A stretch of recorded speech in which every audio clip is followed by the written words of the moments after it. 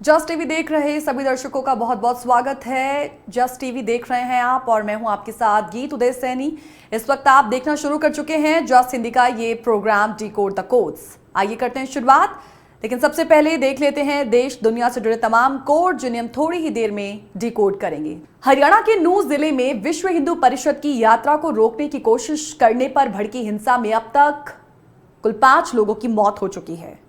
इस घटना के बाद नूंह जिले के मेवात समेत कई इलाकों में तनाव की स्थिति है, जिसके चलते गुरुग्राम समेत हिंसा प्रभावित इलाकों में कर्फ्यू लगाया गया और इंटरनेट पर पाबंदी। इसके अलावा तमाम स्कूलों को इस वक्त बंद करने का आदेश भी जारी किया गया है। तो आइए डिकोड करते हैं इस हिंसा से जुड़ी अब तक की हर बड़ी बात को, लेकिन सबसे पहले जानते हैं कि पूरी घटना क्या है और हिंसा कहां से शुरू हुई। ऐसे में कुछ सवाल भी हैं, सबसे पहले उन्हें जान लेते हैं। सवाल कौन से हैं? हम आज सबसे पहले इस कोड में समझने की कोशिश करेंगे कि हरियाणा के नूंह में हिंसा कैसे हुई। सवाल ये भी उठता है कि कैसे नफरत की आग में झुलसता रहा पूरा का पूरा शहर। सवाल ये भी कि हरियाणा में हिंसा की आग आखिर भड़काई किसने? नूंह में हिंसा का कई शहरों पर असर किस तरह का है? दंगाइयों का मास्टरमाइंड आखिर है कौन? क्या पुलिस के पास कोई इनपुट नहीं था इस तरीके की हिंसा को लेकर? क्या इंटेलिजेंस पूरी तरह से फेल हो गया?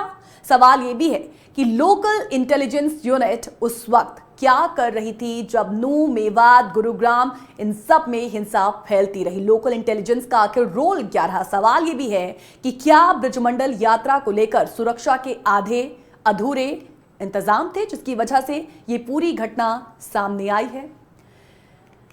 आसमान छूती आग की लपटें उस साजिश की गवाही देती नजर आई जो हरियाणा के नूंह में रची गई हैं।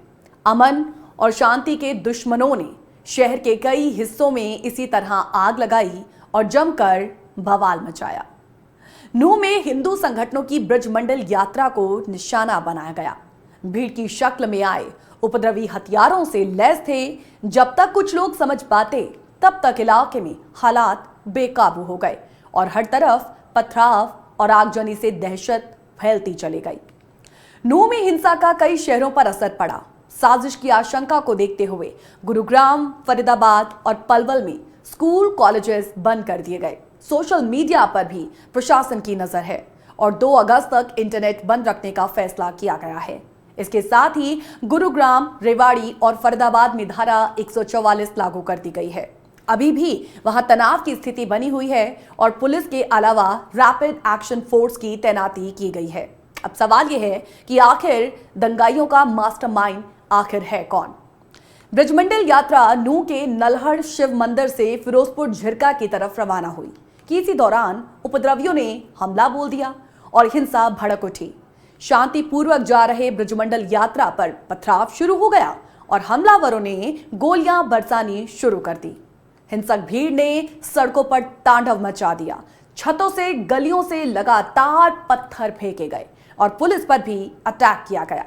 शहर के अलग अलग हिस्सों में लगी आग ने शासन प्रशासन के बीच जैसे हाथ पांव फुलाकर रख दिए।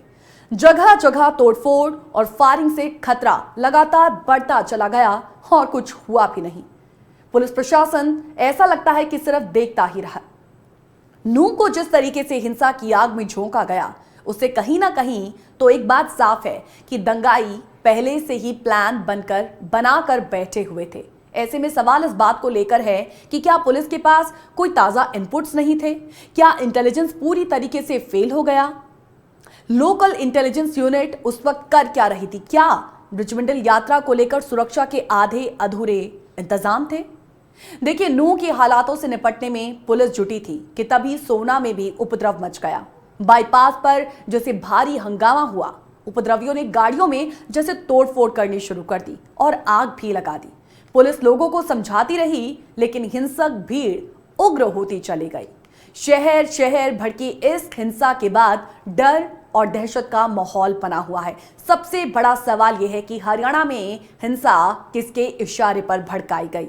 आखिर भीड़ को आगे करने की साजिश किसने रची? फिलहाल इस पूरे के पूरे घटना को लेकर माना यही जा रहा है कि जिस स्तर की ये पूरी हिंसा हुई है, ये अचानक भड़की हिंसा तो कतई नहीं थी। नूह में दोनों समुदाय लंबे समय से प्यार से रहते नजर आए हैं। आज जब हम इस पूरे की पूरे वायलेंस पर राजनीतिक प्रतिक्रियाओं को सुनते हैं, खासकर हरियाणा से तमाम राजनेताओं को सुनते हैं, तो कुछ इक्का दुक्का बड़े नेताओं को छोड़कर लोगों का यही मानना है कि अब तक देखिए दो समुदायों के बीच में हमेशा प्यार ही पनपता हुआ देखा गया है। ऐसा लगता है कि ये किसी ने जहर बोया हुआ हो, किसी ने इंजीनियरिंग की, किसी ने मास्टरमाइंड किया। जिस तरीके से एंट्री और छतों पर इस पूरी की पूरी घटना में निरंतर पत्थर फेंके गए, रखे हुए थे, हथियार भी थे और गोलियां भी थी, एकदम से तो कभी भी कोई सामने आता नहीं है। ऐसे में एक साजिश और उस साजिश के पीछे हमारी लोकल इंटेलिजेंस की फेलियर सामने आई है। वक्त है यहां पर एक ब्रेक का। ब्रेक के उस पार बात इंडिया से अलग शरद पवार की राह की। एनसीपी में टूट के बाद पहली बार पीएम नरेंद्र मोदी के साथ साझा मंच जो है वो साझा करते नजर आए हैं शरद पवार। ऐसे में विपक्ष जो है टेंशन में आ गया। इस कोर्ट से जुड़े हर पहलू को समझने की कोशिश करेंगे।